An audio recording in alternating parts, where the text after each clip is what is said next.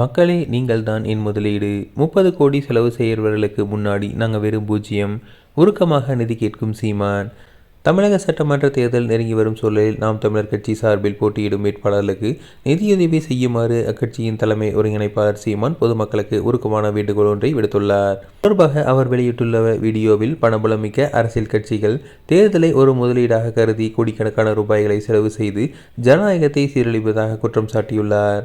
மேலும் அத்தகைய பணநாயகத்தை வீழ்த்தி உண்மையான ஜனநாயகத்தை நிலைநாட்ட துடிக்கும் தங்கள் கட்சிக்கு மக்கள் தங்களால் இயன்ற நிதி பங்களிப்பை வழங்கி ஆதரவளிக்க வேண்டும் என அவர் கேட்டுக்கொண்டுள்ளார். லஞ்சம், ஊழல் மற்றும் மதுவற்ற ஒரு புதிய தேசத்தை படைக்கும் கனவோடு களம் காணும் தங்கள் பிள்ளைகளின் கரங்களை வலுப்படுத்துமாறு சீமான் அந்த வீடியோவில் குறிப்பிட்டுள்ளார்.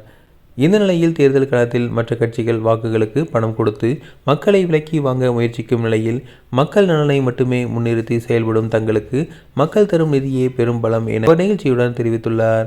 இந்த முறையும் திரள் நிதி மூலம் மக்கள் தங்களை ஆதரிப்பார்கள் என்ற நம்பிக்கையுடன் அதற்கான இணையதளமும் முகவரியும் அவர் தனது சமூக வலைதள பக்கத்தில் பகிர்ந்துள்ளார். வரும் 2026 சட்டமன்ற தேர்தலில் தனித்தே நாம் தமிழர் கட்சி போட்டியிடுகிறது.